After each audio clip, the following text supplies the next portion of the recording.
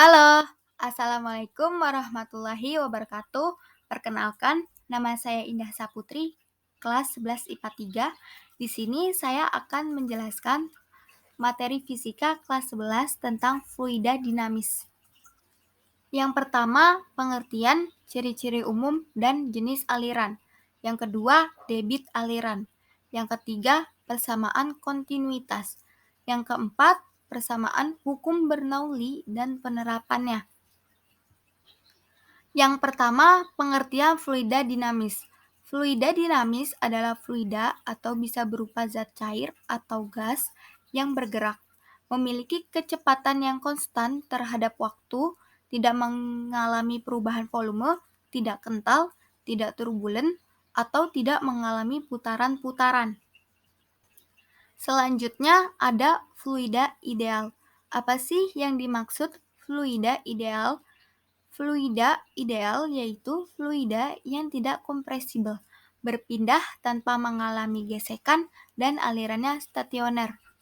Ciri-ciri umum fluida, yang pertama, alirannya tunak atau steady, yaitu kecepatan setiap partikel fluida pada satu titik tertentu adalah tetap. Aliran tunak terjadi pada aliran yang pelan. Yang kedua, alirannya tak rasional, artinya pada setiap titik partikel, fluida tidak memiliki momentum sudut terhadap titik tersebut. Alirannya mengikuti garis arus. Ketiga, tidak kompresibel atau tidak termampatkan.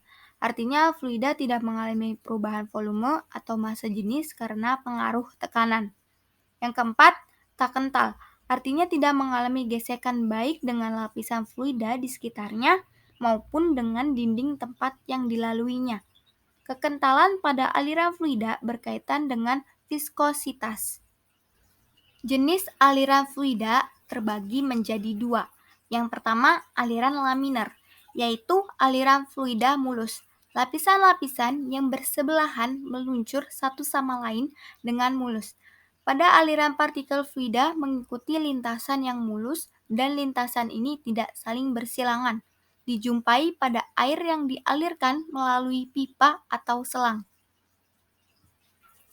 Kedua, aliran turbulen, yaitu aliran yang ditandai dengan adanya lingkaran-lingkaran tak menentu dan menyerupai pusaran. Sering dijumpai di sungai-sungai dan selokan. Pembahasan kedua ada debit aliran.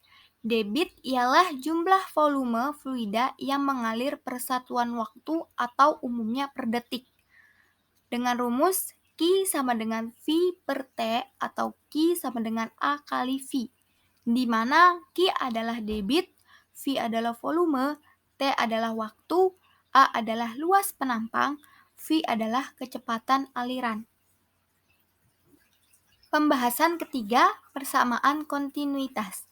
Persamaan kontinuitas adalah persamaan yang menghubungkan kecepatan fluida dalam dari satu tempat ke tempat lain. Persamaan kontinuitas berbunyi, pada fluida yang tak termampatkan, hasil kali antara kelajuan aliran fluida dalam suatu wadah dengan luas penampang wadah selalu konstan. Rumusnya Q1 sama dengan Q2 dan seterusnya. A1 kali V1 sama dengan A2 kali V2 dan seterusnya. Di mana Q1 adalah debit ketika masuk, Q2 adalah debit ketika keluar, A1 adalah luas penampang 1, A2 adalah luas penampang 2, V1 sama dengan kecepatan fluida ketika masuk, V2 adalah kecepatan fluida ketika keluar. Pembahasan keempat, persamaan hukum Bernoulli. Hukum Bernoulli ialah hukum yang berlandaskan pada hukum kekekalan energi yang dialami pada aliran fluida. Hukum ini menyatakan bahwasannya jumlah tekanan atau P, energi kinetik persatuan volume, dan energi potensial persatuan volume mempunyai nilai yang sama pada setiap titik sepanjang suatu garis arus. Rumus hukum Bernoulli. P1 plus 1 per 2 rho V1 kuadrat plus rho GH1 sama dengan P2 ditambah 1/2 Rho V2 kuadrat plus Rho GH2, di mana P adalah tekanan air, Rho adalah massa jenis fluida, cairan, ataupun gas. V adalah kecepatan air, G adalah percepatan gravitasi, H adalah ketinggian air. Selanjutnya, penerapan persamaan Bernoulli. A. Gaya angkat pesawat. Pesawat dapat terbang ke udara karena kecepatan udara pada sayap bagian atas lebih besar dibandingkan dengan kecepatan udara pada sayap bagian bawah. Akibatnya, tekanan bagian atas lebih kecil dibandingkan tekanan bagian bawah. Dirumuskan F1 min F2 sama dengan PA dalam kurung V2 kuadrat min V1 kuadrat, di mana F1 min F2 sama dengan gaya angkat pesawat terbang. P1 adalah tekanan pada sayap bagian bawah, P2 adalah tekanan pada sayap bagian atas, A adalah luas penampang sayap, V1 sama dengan kecepatan udara sayap bagian atas, V2 adalah kecepatan udara sayap bagian bawah. B. Venturimeter tanpa manometer. Kelajuan pada luas penampang A1 yaitu dirumuskan V1 sama dengan akar 2 GH per dalam kurung A1 per A2 tutup kurung kuadrat min 1, di mana G adalah percepatan gravitasi, V1 adalah kelajuan fluida pada penampang, H adalah perbedaan ketinggian pada fluida, A2 adalah luas penampang 2, A1 adalah luas penampang 1. C. Venturimeter dengan manometer.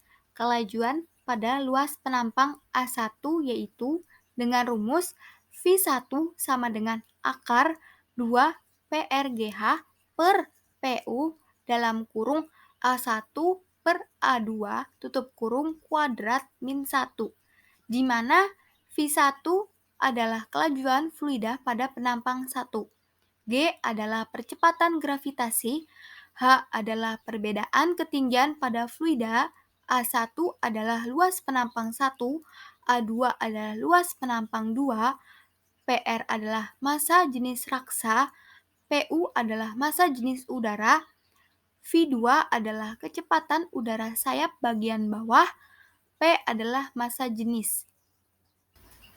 D. Tangki berlubang.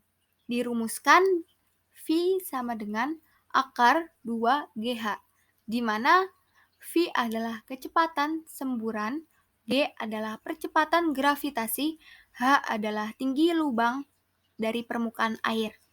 Waktu yang dibutuhkan semburan air mencapai tanah dirumuskan T sama dengan akar 2 H2 per G, di mana T adalah waktu yang dibutuhkan air mencapai tanah, G adalah percepatan gravitasi, H2 adalah ketinggian lubang diukur dari permukaan tanah. Nah, sudah habis nih pembahasannya. Sekian yang bisa saya sampaikan tentang materi fluida dinamis. Semoga bermanfaat. Kurang lebihnya mohon maaf. Wabillahi taufik wal hidayah. Wassalamualaikum warahmatullahi wabarakatuh. Have a nice day.